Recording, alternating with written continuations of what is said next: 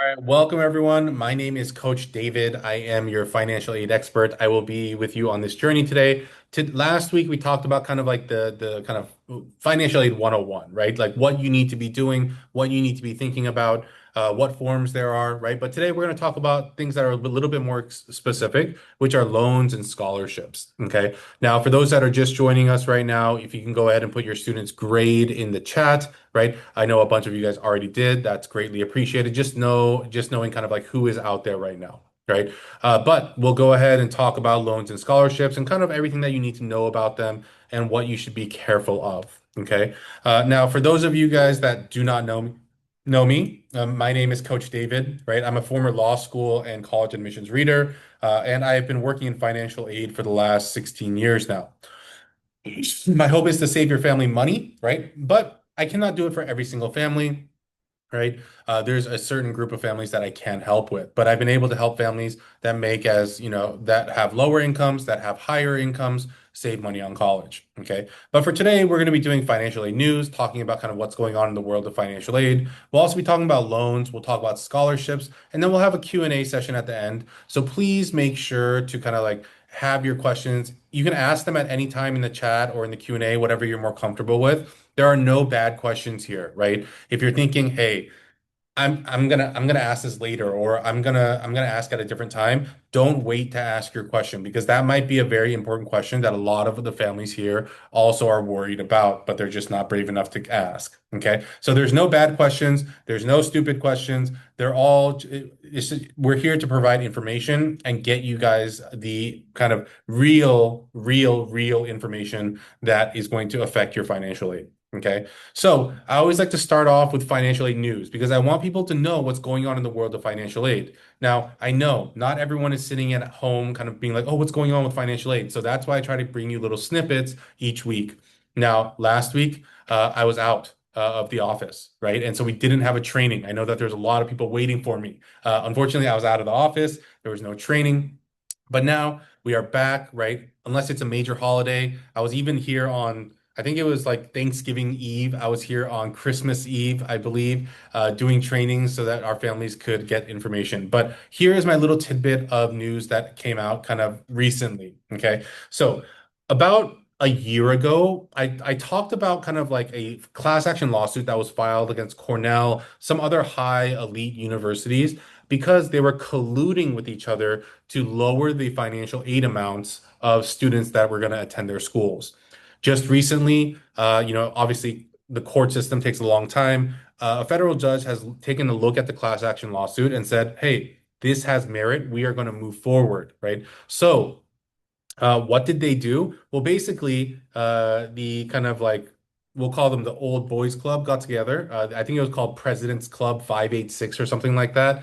And basically, what had happened was that they were like, "Hey, if you have a student that has these sorts of like financial markers, just give them this amount." Right? That's basically what they're alleging that has happened, right? And again, obviously, they're not alleging it without any evidence, right? So obviously, evidence has been presented. The judge has said we're moving forward with this. So where this will land, I'm not sure, but as soon as something does come out, I'll definitely let you guys know. Okay. Now, again, the world is changing very rapidly nowadays. So, with everything new that comes out, I'll try to keep you guys informed and I'll let you guys know of any breaking news that is coming out. Okay. Now, before I like to get into my financial aid training, there's always another part of the puzzle that we do need to discuss. Right. And that part is getting into that college first, right? Paying for it comes after. But as far as getting into college, right? That's what our coaching program does. So if you would like to sit down with our advisors, you can text 949-775-0865. All you have to do is text book to them, right? They'll sit down with you, see where kind of the weaknesses are, where the strengths are, and kind of tell you like how our program can help, right? We also have a QR code on the screen here as well, so that you can book it at your leisure as well instead of kind of texting back and forth, right? But whatever works with you, right? Especially if you have a younger grade student, you have a ninth, 10th, 11th grade student, right?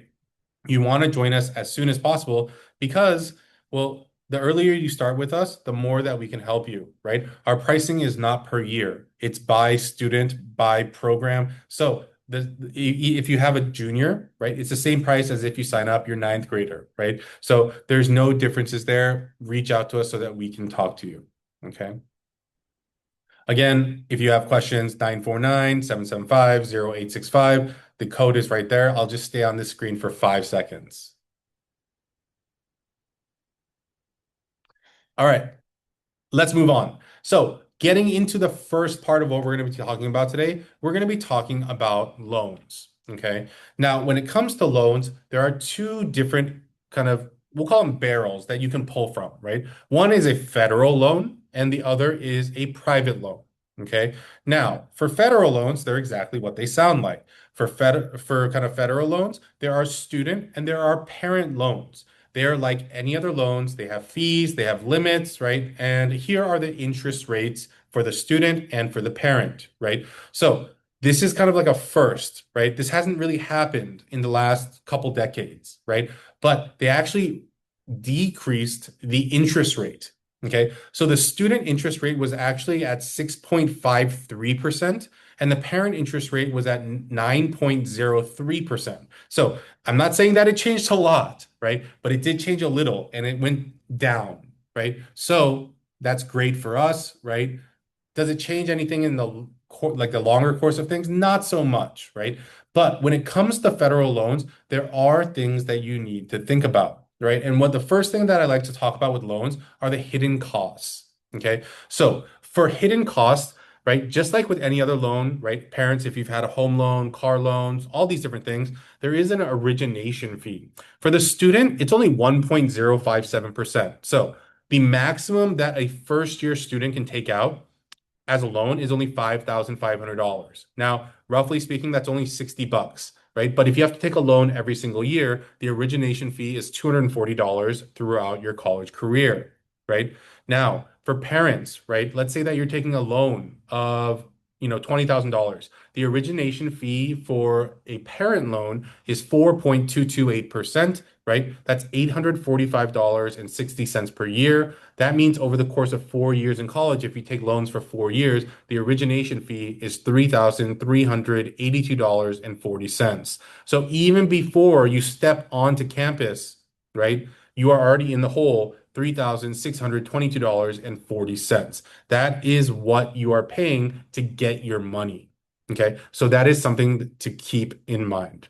Okay. So a lot of families are like, oh, well, I'll borrow, I'll pay back, right? But there's other fees involved. That's why I want to show you this. Okay. Now, there might be a lot of parents out there be like, what do you mean? When I was a student, I took like, more than $5,500 in student loans. And, I'm either like I paid them back or like I'm still paying them back now, right? Unfortunately, due to the student debt crisis, right? So right now, I believe the student debt in America is hovering around $2 trillion, right?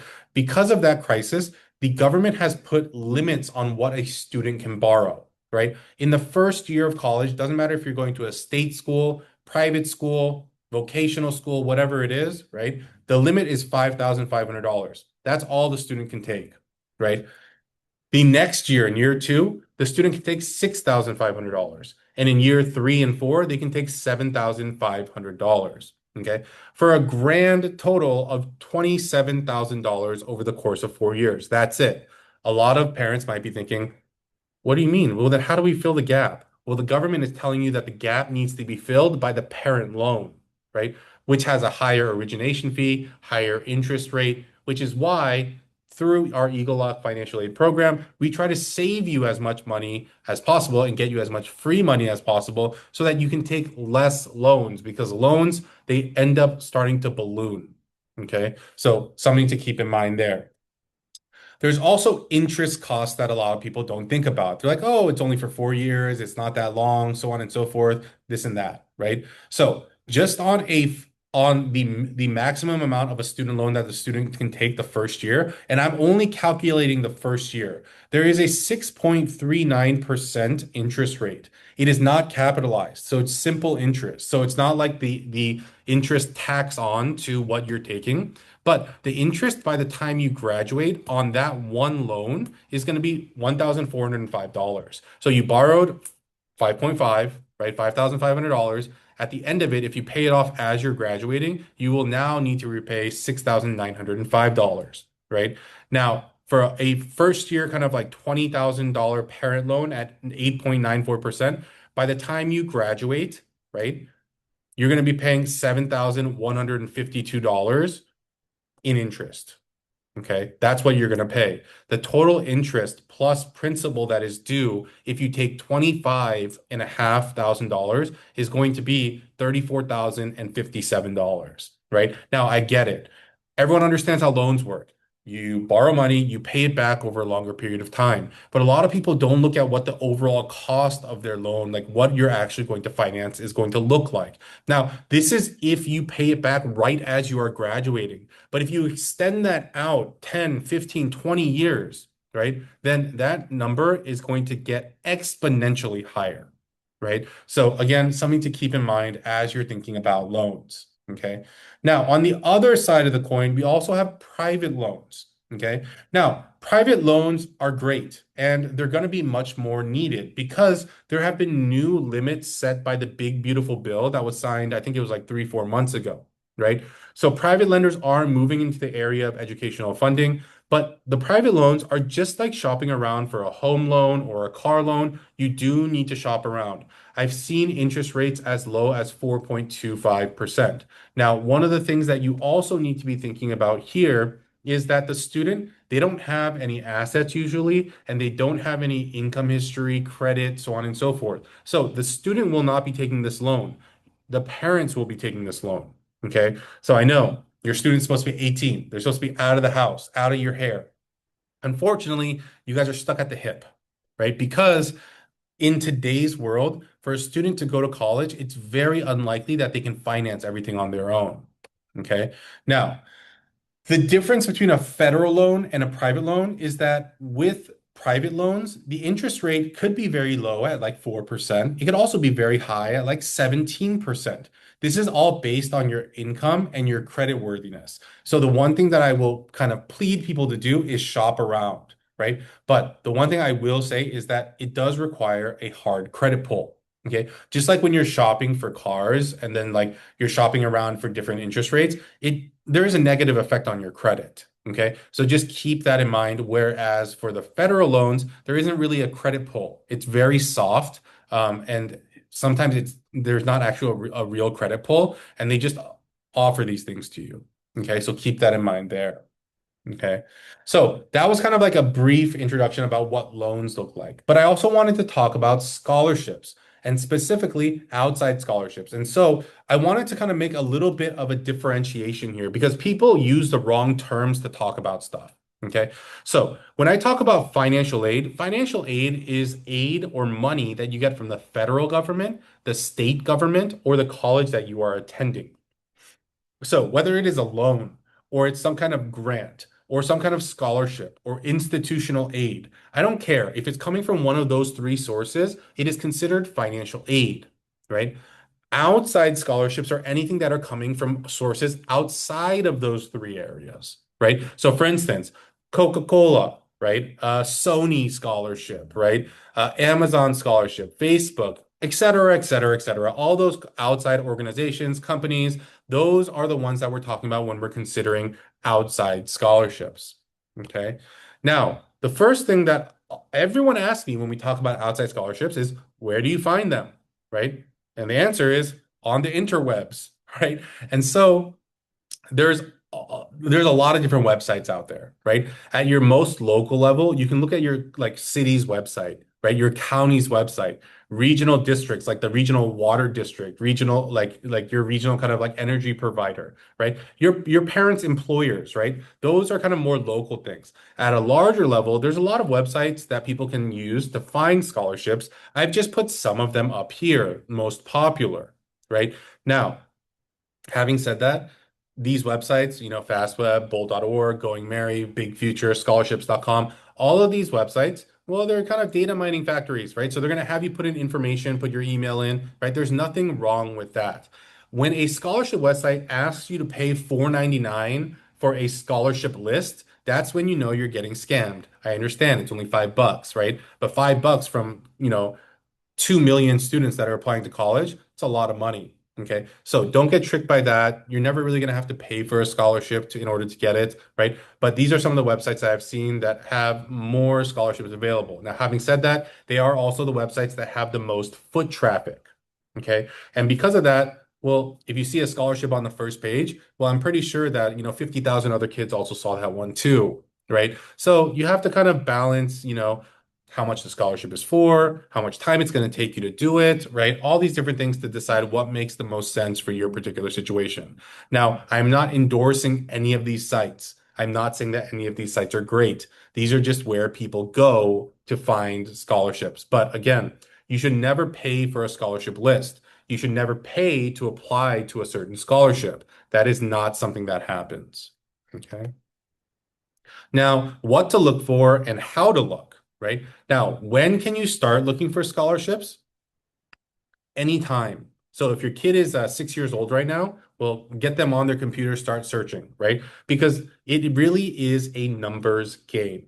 Okay. The more scholarships you can apply to, the higher chance you have of winning, right? Generally speaking, I tell families like scholarships that are under like, thousand, $2,000, you have about a 10,000 or not 10,000, 10% chance of winning those scholarships, right? Because there's still going to be some competition, right? For scholarships that are over $5,000, over $10,000, you literally have less than a 1% chance of winning, right? So when I say it's a numbers game because let's say that you're applying to $1,000 scholarships, you're trying to get $10,000 together, which means that you have to win or get like, be awarded 10 of these scholarships, right? In order to do that at a 10% win rate, that means that you need to apply to 100 scholarships. Okay. If you're, and again, same thing for the larger scholarships, $20,000, $25,000. You have less than a 1% chance. So let's say you have half a percent chance of winning a $25,000 scholarship. That means that in order to win one, you have to apply to 200. Okay. That's why this is a numbers game. Okay. So again, that's why I want to show you this so that you guys can get started early, right? Now, the best time to search for scholarships is usually in the fall to the spring. That's when they're the most open. That's when they're the most available. When it starts getting to the summer, a lot of the scholarship organizations and this and that, they've already handed things out for the upcoming school year. Okay. Now, again, if you're part of our financial aid edge program, you don't really need to worry about too many things. We'll take care of things for you on the financial aid side, right? And in a little bit, I'll be talking about why sometimes outside scholarships might not be the best bet for your family, right? Um, and we'll talk about in this last comment here, it's like if you're kind of still working on your FAFSA, be aware of non-renewable scholarships that could cut into kind of the amount of money that you will be getting. Okay. Now, how to search, right? Look at keywords, right? Things that your student has done. Maybe they're a tap dancer or they play the piccolo, right? Or they play seven instruments. They speak a ancient form of Ukrainian. Whatever it is, you want to look for keywords that make your student unique. The more unique it is, the more kind of niche scholarship that you can find, right? Also, in your browser, look for kind of like words or kind of like synonyms or kind of like related terms, right? So, for instance, right, let's say that your student is a surfer, right? You might want to look up things that involve the beach or the ocean or water sports or this or that or so on and so forth, right?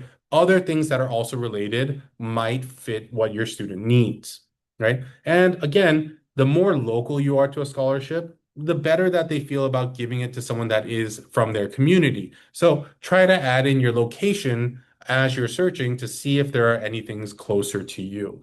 Okay. Because if there's a scholarship organization in, let's just say San Francisco, and there's a San Francisco kid, and then there's a kid from Boston, right? And everything else is the same. Well, I'm sure they would like to keep it within their community.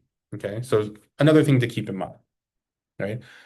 Frequency. We already talked about this. It's a numbers game. So as early and as often as possible, right? For our students that are younger, I usually tell them, hey, try to find one a week and see if you can work on it, right? Again, as you start working on it, the first like 5 or 10 are going to be difficult because, again, you have to come up with essays for them. There's different requirements, all these different pieces of the puzzle. But once you have those kind of first 5 or 10 done, well, it becomes like a very repetitive pattern of turning things in, tweaking things a little bit to fit the requirements of what those other things need. But it does take kind of like a very detail-oriented eye to make sure that we're staying on track. Okay. And stay persistent, right? Again, like I said, it's a 1%, less than 1% kind of win rate. It's a 10% win rate. So if you apply for two and then you don't get either one, that's not the time to give up. That's the time to double down and do more, right? So it is a numbers game. Make sure that you are kind of taking your time, understanding what you need to do, and kind of getting in as many as possible. The more apps you turn in, the more chances that you have to win. Okay. Now, one of the pieces that I did want to talk about when it comes to financial aid and outside scholarships is scholarship displacement, right? And in a little second, I'm going to ask for a little bit of kind of interaction, right? So get your kind of keyboards up and running, right? If you're on your, phone or your computer, right? Because I'm going to ask you what you guys think happens. Okay. So I'm going to give you kind of like an example, right? So here's the situation, right? So scholarship displacement is where colleges reduce your financial aid based on the outside scholarships you've received. Okay. So I'm going to give this example. The UC, let's say that your student is going to attend UC Berkeley. Great. Wonderful school, right? One of the top public schools in the nation, right? And through financial aid, right? And let's say I helped you through financial aid. Let's say I got you $15,000 a year. That's great, right? That's 30% off, 33% off, right? Now, let's say that your student also applied to an outside scholarship, right? From their local Rotary Club, right? And they got a 4K scholarship, right? Now, again, have your keyboards open here, but what do you think that your final financial aid plus scholarship number looks like? How much money do you have to pay for college? Right? So you have 15 from financial aid, you have an outside scholarship for four, right? So I'll just wait for maybe, four, five, six answers before we move on. So type in the number that you think that you have in order to pay for college expenses. All right, I have a family or a person in the Q&A, they put 19. I have people saying 11, 11. I have someone that says 16, right? So this is the reality of what actually happens, right? So unfortunately, no one got it right? So the amount of money that this student now has to pay for first year expenses is actually $15,000.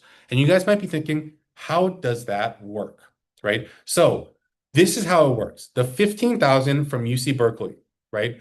The 4,000 from the outside scholarship.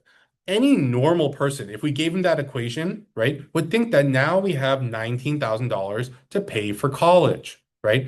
That's not how it works. Instead, what is going to happen is that UC Berkeley is now going to reduce the aid that they are going to give by $4,000. Okay. So instead of being 15,000, it is now going to be 11,000. That is what you have from UC Berkeley.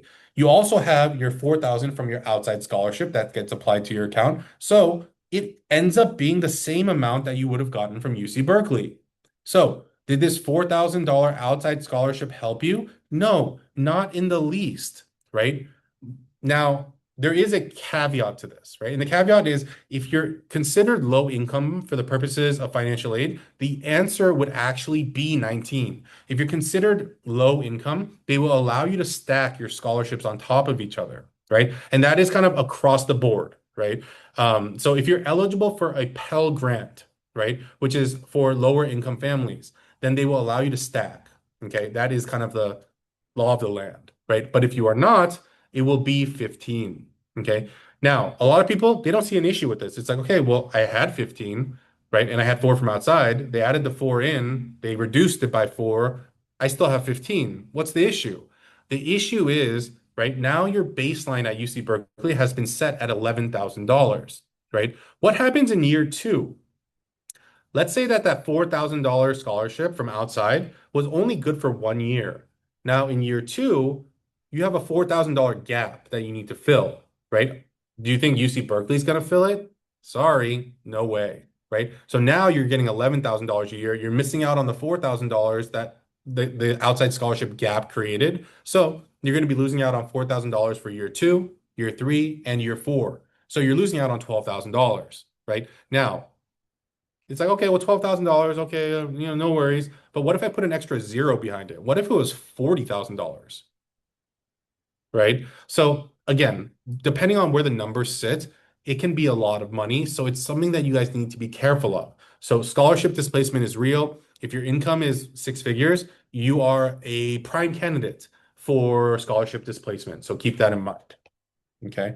Now, what to be careful for when looking at scholarships, knowing all these things that we just went over. The first thing is make sure to look at the conditions on the outside scholarship. How long is it good for, right? Is it good for all 4 years? Does it auto renew? Do you need to reapply? And where is the money going? Is the money going to school? Is it going to you? Do they send you, I don't know, like, do they send you a Visa gift card, right? Like how are they paying you, right? Because if it goes to school, scholarship displacement will happen if you're a higher income family. If it's coming to you, no one knows, right? And again, if they have you show up and they hand you a check or they direct deposit into your account, doesn't really change anything for about the money you're getting from school. Okay. So keep that in mind there.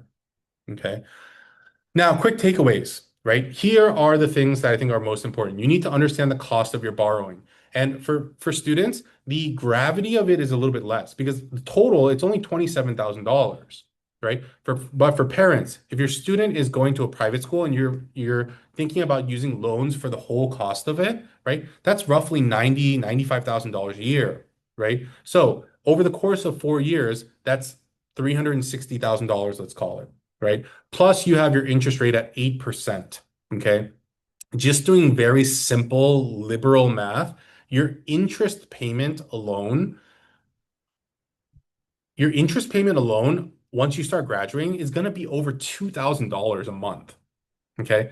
It's something that you really need to understand, right? Make sure that it makes sense for your family. Not, and again, I know it's a hard conversation to have, but sometimes you need to have it with your students. Hey, this doesn't fit into our family's financial situation, right? Or it does, right? And we need to kind of figure out what can and cannot happen, right? The final thing is beware of scholarship displacement. It can affect your family if you're making over, 6 figures, right? Even if it's $101,000, right? Your family will be a prime candidate for scholarship displacement. Okay. Now, one of the things I did want to talk about now, because we're in the new year now and we're going to be starting to work with our juniors soon, is juniors timeline, right? So for parents, right? And I understand parents, you got a lot on your plate, but one of the things that you have to try to do as soon as possible this year is get your taxes filed. I have too many families that I meet in like August and I'm like, hey, so you filed your taxes, right? And they're like, no, we have an extension until September, or we have an extension until, September. And then once it gets to September, they're like, oh, I extended it till October, right? This is the one year that you want to try to get your taxes done as early as possible, right? I understand if it's not possible because of some of your investments or partnerships or things like that, but the earlier the better, right? So by April 15th, right, 2026, your taxes should be filed. Senior year starts in August. And then by December, right, January, that's when everything gets done for financial aid applications for seniors. Okay. And then by April, that's when all your college decisions and your financial aid awards come out. So this is a rough timeline. Obviously, it can be a lot more broken down, but these are the kind of the big dates that you should be thinking about. Okay. Now, the one thing that I ask for our families is ask for help, right? I have too many families that come to me too late. Oh, we already filled out all the forms. We already did all this. We already did all that. And they're coming to me afterwards to see if there's anything I can do to help. The answer usually is no, right? So before you fill anything out, before you do anything, please reach out, talk to us so that we can figure out if there are opportunities for your family on Facebook, right? Now, for our coaching families, we don't have Discord anymore. We've created our website so you can message me on there, right? Or email is another great way to get to me. So just to make it easy, I'm going to put my email into the chat here because I'm also going to need it later, especially for those senior families that I have. But it is just fine aid, like financial aid at egelloC.com. Okay. So let me go ahead, copy that. So that is my email. If you reach out there, that is the quickest way to get to me. The one thing I don't want to happen is for families to walk into this blind and not realize the opportunities they're missing out on or the mistakes that they're making. Okay. And if you are a senior family and you have not done your financial aid yet, please, please, please reach out to me via email tonight. I will find you a time within the next 72 hours-ish, right? So that we can talk, figure out what it is. Now, if you've already filled everything out, there's probably not very much I can do for you. But if you have not filled things out and you still have time, right? Then we should talk to see what the opportunities are. Okay. Now, again, these are some results. I share them every week, right? And so we have families that make over $300,000 that, save upwards of $30,000 a year, right? This family makes more than 400. They got over $40,000 here. This family makes just over $200,000. They were able to save around $30,000 at a UC. Okay. So I do want to open it up for questions so that you guys can go ahead and ask things that you guys might have questions on. But in the meantime, if you guys do want to talk to us, it's very simple. Just text us at 650-860-5201. Just text us money. My support team will kind of like ask you some introductory questions, see if you're the right candidate for us, and then we'll set up a meeting so that we can talk about your situation. Okay. So realistically, it's just me that you'll be talking to. I am there from the beginning to the end. My support staff will help me kind of figure out meetings, scheduling, things like that. But the person that is working on your forms, figuring out the strategy, and doing everything for you is going to be me. Okay. You can also use that QR code, but that QR code is going to push you out until sometime in February because I just don't have the availability right now. I have to squeeze people into the small slots that I have. Okay. So again, if you want to reach out to us via text or email, that's the best and fastest way. But I also want to make sure we open it up for questions. So I'll give some time for people to ask questions here. Okay, so we have a question here and it says, are financial aid awards, if awarded, a combination of federal and state aid? Maybe and maybe not, right? It all depends on where your income sits. In order to be eligible for federal level financial aid, other than loans, your income needs to be on the lower end of the spectrum, right? Because the only thing that the government gives out is loans and something called the Pell Grant, right? But in order to be eligible for the Pell Grant, you need to be considered a lower income family, right? Now, based on kind of like what's happened in like the big beautiful bill, they are saying that they're extending the kind of range of incomes that falls within the lower income category. But just from what I've seen so far, and again, we'll have to wait on the results, it hasn't shifted that much higher, right? So the real answer to your question is it depends on what your income level is at, right? Which is something that we can talk about further once we kind of get into a consultation. And again, remember, our consultations are free. We never charge for anything, right? If our program works for you, we'll explain our program, pricing, all those different things. If it doesn't work for you and I don't think I can save you any extra money or I can't work in your situation, then I'll also let you know as well. So at least you have a final answer. Okay. All right, I'll kind of make last question or last call for questions so that we can make sure that we are respecting your time as well. So if you guys do have any last questions, please put them in the chat, put them in the Q&A, right? But again, please email us, especially those families I saw that have seniors. If you haven't done your financial aid yet, or you're kind of like, yeah, we decided not to do it because, right, we don't think we're going to qualify, you need to email me right away. I'll get something on the books for you in the next couple days here. Okay. So I put my email in the chat. You can also text us as well. Let them, and then when they respond, my support team, Seth, you can just go ahead and be like, hey, Coach David, had us, reach out because we're a 12th grader and we need help ASAP. Okay. All right. I'm not seeing any other questions. So I'm going to leave this screen up for you guys so that you guys can, get the phone number, right? Use the QR code. If you're a younger family, definitely use the QR code, right?